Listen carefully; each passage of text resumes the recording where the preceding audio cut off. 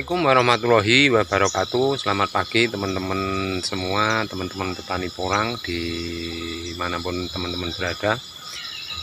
Di kesempatan pagi hari ini saya masih berada di ladang, yaitu dalam rangka ini ya, pencabutan gulma-gulma menjelang musim kemarau. Perlu teman-teman ketahui, untuk yang saya tanam di lokasi ini adalah tanaman porang kecil yang saya tanam, yaitu dari bibit bunga yang saya polybag, seperti yang saya videokan kemarin, cuman ini beda lahan. Untuk gulma-gulmanya ini sejak nanam itu, waktu itu nanamnya sudah akhir Januari teman ya. Sejak nanam ini untuk gulma-gulmanya ini belum pernah saya cabutin, dan baru pertama ini saya cabutin karena tujuan saya itu supaya umur umbinya nanti bisa maksimal, karena mengingat untuk menanamnya sudah akhir. Untuk gulma-gulma seperti ini bisa buat perlindungan ketika matahari terlalu panas. Jadi akhirnya ini untuk tanaman-tanaman porang saya ini masih banyak yang tumbuh, tapi juga sudah banyak yang dorman. Dan nanti untuk gulma-gulmanya ini sekarang saya cabutin dengan tujuan nanti bisa buat perlindungan umbi yang di dalam tanah ketika musim kemarau terlalu panas. Soalnya di tempat saya ini ya, di lokasi penanaman porang saya ini, kalau musim kemarau itu panasnya itu sangat panas, sehingga untuk tanah-tanahnya itu sampai berdebu, sehingga nanti tanaman-tanaman porang tersebut kalau kita nanamnya itu tidak dalam, itu nanti akan kering. Jadi ini untuk gulma-gulma ini saya taruh di atasnya dengan tujuan supaya bisa buat melindungi umbi di dalam tanah ketika musim kemarau. Untuk rencana kedepannya ini memang tanaman-tanaman yang saya tanam dari bibit bunga ini tidak saya bongkar teman ya. Jadi saya kasih perlindungan dari gulma aja, karena ini umbinya masih kecil-kecil, jadi saya biarkan di lahan. Kita tunggu untuk 2 musim ya. Dan saya pastikan untuk bibit bunga ya, bibit bunga seperti ini nantinya setelah 2 musim saya pastikan sudah bisa dipanen, dan untuk kemungkinan itu umbi bisa mencapai lebih dari 1,5 kilo, bahkan bisa lebih dari 2 kilo. Karena untuk saat sekarang umbi-umbinya yang ini sudah sebesar lebih dari telur. Nah, nanti kita buktikan, kita bongkar seberapa besar umbi-umbi yang dihasilkan dari bibit bunga. Dan dengan catatan itu memang kita harus kasih di tempat yang bagus, istilahnya di dalam pengolahan lahan itu kita siapkan lahan yang benar-benar subur. Jadi untuk hasil umbinya itu bisa maksimal. Kalau soal perawatan, teman-teman tahu sendiri, ini seperti ini memang cuman saya pupuk tapi tidak saya rawat begitu.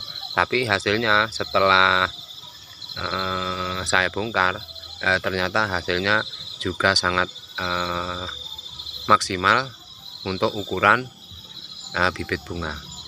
Oke teman-temanku, nanti kita lihat, kita review bareng-bareng hasil dari biji bunga.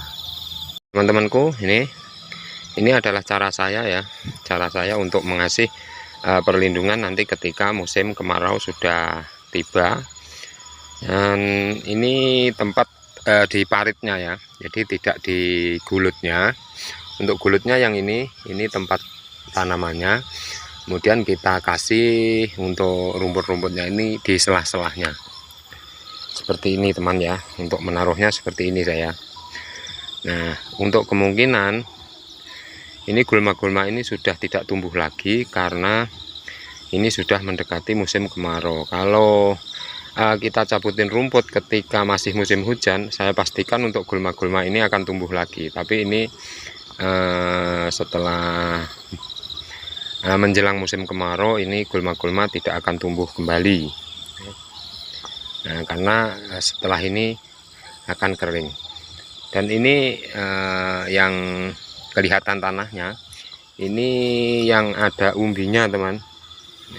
Nanti kita lihat seberapa besar umbi-umbinya ya, yang dihasilkan dari katak kecil.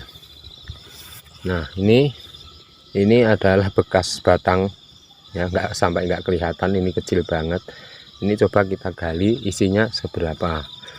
Nah, jadi ini bekasnya tanah yang polybag ini beda kan. Jadi ini awalnya saya tanam di polybag dengan campuran tanah yang bagus.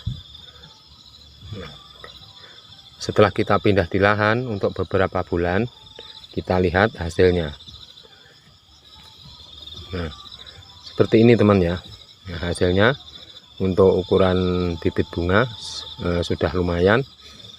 Ini bisa sekilo isi 15 kira-kira ya. Nah, segitu. Kemudian kita balikan lagi aja, soalnya ini nanti tidak kita bongkar, tidak saya bongkar. Kita balikan lagi. Kemudian kita lihat lagi ya. Nih. Nah, kan untuk warna tanahnya kan udah berbeda. Yang hitam ini tanah dari polybag, kemudian yang agak merah ini asli dari tanah yang di lahan sini. Nah, kan seperti ini teman ya. Ini benar real tanpa edit ya. Jadi seperti ini. Ini semua dari bibit bunga. Nah, kita balikan lagi ya, supaya nanti hasilnya lebih maksimal. Kita coba lagi, kita coba untuk mencari lagi ya, di sekitaran sini. Nah, ini kelihatan kayaknya. Nah, ini teman.